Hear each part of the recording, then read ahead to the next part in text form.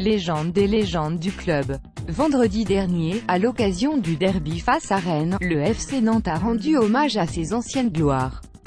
Parmi celles-ci, si nombreuses, Henri Michel a été élu meilleur joueur de l'histoire des Canaries. Un titre honorifique mais qui dit tout de la trace laissée par l'ancien milieu des jaunes et verts. C'est notre capitaine pour toujours, nous a confié un Guy Lacombe très ému.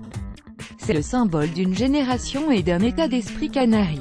Personne n'incarne mieux que lui le FC Nantes, s'est souvenu Vahid Halilhodžić, deuxième meilleur buteur de l'histoire du club et coéquipier d'Henri Michel lors de la saison 1981 à 1982.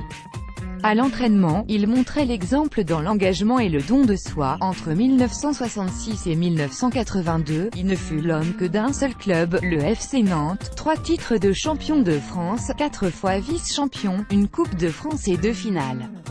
532 matchs de Division 1 avec le FCN, personne n'a fait mieux que lui.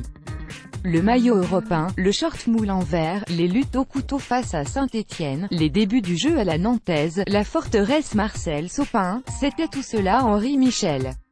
Aujourd'hui, il n'a pas d'équivalent, Gilles Rampillon a épousé la même carrière qu'Henri Michel.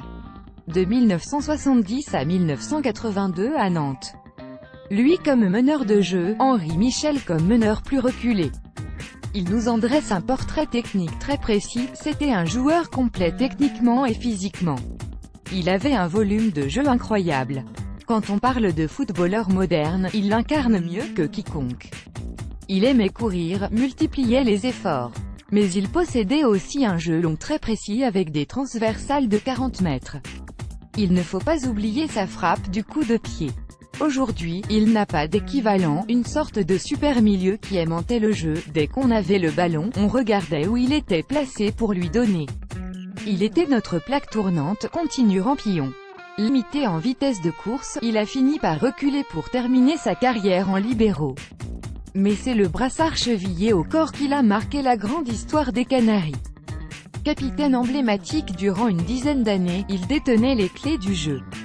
Henri, c'était la classe, menton levé, torse bombé, geste juste, technique irréprochable. Henri, c'était la classe, résume parfaitement Guy Lacombe.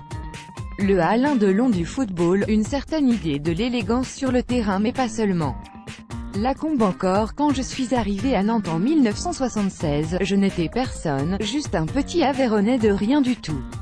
J'ai fait un premier match d'essai qui devait permettre au club de savoir s'il me gardait ou non. À l'échauffement, l'immense Henri Michel, déjà capitaine et international, vient me voir pour me demander comment je voulais le ballon pendant le match. Si je le préférais dans la profondeur ou dans les pieds. Quelle classe, je n'ai jamais vu un joueur qui avait autant le sens de l'équipe, si doué, si dévoué à l'équipe. Henri Michel n'a pas laissé la même trace dans l'histoire du foot français qu'un Platini, qu'un Giresse ou qu'un Tigana. Il lui a manqué quelques épopées en Coupe d'Europe ou avec les Bleus. Guy Lacombe regrette, il n'a pas été reconnu à sa juste valeur internationalement. Mais il ne faut pas s'y tromper, aujourd'hui, il jouerait au Barça. Il avait de belles sollicitations mais il a préféré rester fidèle pour faire grandir le FC Nantes, l'homme du FCN.